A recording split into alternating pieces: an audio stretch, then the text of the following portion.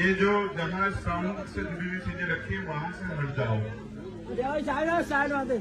बस ये अनुरोध है कि वहां से हट जाओ। देखो इसको ऊपर उठा।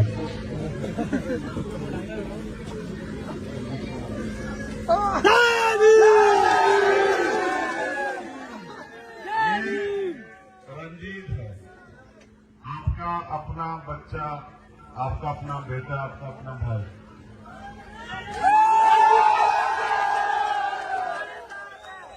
मैं आपके प्यार का, आपकी भावनाओं का सम्मान करता हूं, लेकिन मैं नौजवान साथियों को ये भी कहना चाहता हूं कि अगर सिर्फ नारे लगाने से शक्ति मिला करती तो हम सबसे शक्तिशाली होते दुनिया में, भारत में नहीं। क्योंकि हमारे लोग बाबा साहब अम्बेडकर के सबसे ज्यादा नारे लगाते हैं, लगाते हैं नहीं लगाते हैं, लेकिन राजनीतिक हैसियत तो हमारी सबसे ज्यादा कमजोर है। तो इसका मतलब खाली नारे लगाने से शक्ति नहीं है। अब मेरी बात पे आप गौर करें। मैं अपने महापुरुषों को नमन करता हूँ।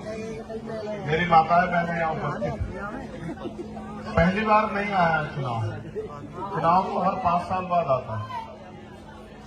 उससे पहले भी आता है चुनाव, कभी विधानसभा का, कभी लोकसभा का, कभी और कोई अन्य चुनाव आते रहते हैं।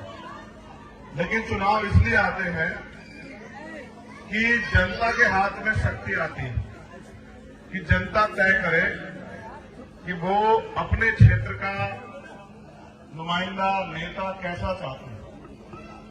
मैं जहां तक रंजीत को जानता हूं, भले ही ये गरीब का बेटा हो, लेकिन एक खासियत है इसकी कि ये अपने बच्चों की दूध का पैसा भी मुंह से मूवमेंट में लगाता है। इतना बड़ा दिल नहीं होता सब लोगों के पास, अमीरों के पास तो वैसे नहीं होता। इतनी बड़ी हिम्मत भी कोई गरीब ही जुटा सकता है कि वो अपने हिस्से का, अपने बच्चों के हिस्से का भी अपने महापुरुषों के नाम कर दे, क्योंकि वो अपने महापुरुषों के संघर्ष को समझता है। याद करो, ये आगरा की धरती है। मैं तो आपका खून हूं, मेरा आपसे राजनीतिक रिश्ता नहीं। आपने सच है, अभी तक आपने मुझे राजनीतिक ताकत नहीं दी, अभी तक आपने दूसरे लोगों को दी। अच्छी बात है, देनी भी चाहिए, मगर ये बताओ जैसे उनको ताकत दी है तो मेरा कसूर क्या है? मैं भी तो आपका एक खून हूं। जब आप दूसरों को ताकत दे सकते हो तो अपने खून को क्यों नहीं दे सकते हो? बताओ। आप ताकत रंजीत को थोड़ा ही दे रहे हैं, आप ताकत सविता बहन जी को थोड़ा ही दे रहे हैं, आप तो ताकत चंद्रशेखर आजाद को दे रहे हैं। मैंने आपसे नहीं कहा विधानसभा में, इस गली में नहीं आया कि मुझे ताकत दो। आपको लगता था कि हमसे जुड़े हुए दूसरे लोग ताकतवर हो सकते हैं, लेकिन मैं आपसे कह रहा हूं, ये शहर का चुनाव है, नगर का। आपको नगर की सरकार बनानी है।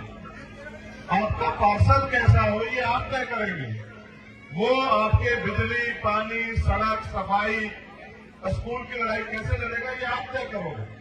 मगर बाबा साहब अम्बेडकर ने जब वोट का अधिकार हमें दिया तो ये थोड़ा ही कहा कि सिर्फ अमीर के बच्चे आगे बढ़ेंगे या पैसे वाले लोग ही राज करेंगे।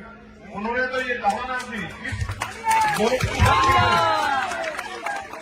उन्होंने तो कहा ये बात जब उन्होंने वोट का अधिकार हमें दिला, कहा आज मैंने रानी का पेट चीर दिया है, आज के बाद राजा आपकी वोट से तैयार होगा। मैं नहीं आया आपके यहाँ कभी वोट मांगने, क्योंकि मैं तो आपका खून हूं, मैं तो लड़ूंगा जब तक जिंदगी रहेगी। लेकिन मेरा मानना है जो आदमी अपनी मेहनत की कमाई से भी समाज के लिए योगदान करे, अगर उस आदमी को अवसर मिलेगा तो वो आपके लिए नहीं काम करके दिखाएगा। मैं बताऊं, अगर आपको ये लगता हो कि मैंने इतना सा भी संघर्ष किया इस लड़ाई को लड़ने के लिए, बाबा साहब के आंदोलन को चलाने के लिए, तो इस शहर की सरकार में मेरी हिस्सेदारी करवा देना। अपने वार्ड से 4 तारीख को केतली का बटन दबा देना पार्षद पे। इधर आपने पार्षद का बटन दबाया केतली का, इधर अमीरों को झटका जोर का बड़े प्यार से लगे। उनको लगता है कि गरीब कीड़े मकोड़े हैं और ये इनको रोजी रोटी सम्मान मिले ना मिले कोई फर्क नहीं पड़ता। मगर मेरा ऐसा मानना है कि बाबा साहब ने संविधान को लागू कराने के साथ ये सपना देखा था कि इस देश में व्यापक सामाजिक, आर्थिक, राजनीतिक गैर बराबरी खत्म हो जाएगी। आज तक भी नहीं खत्म हो पाई। इसलिए वो गैर बराबरी खत्म हो, उनका अधूरा सपना पूरा हो, तो उनके बच्चों को कुछ न कुछ कुर्बानी देनी पड़ेगी। तो मैं यहाँ बहन सविता सिंह जी के लिए और अपने छोटे भाई के लिए मैं आपसे मदद मांगने के लिए आया, गरीब के बेटे के लिए, कि उसकी मदद कराना।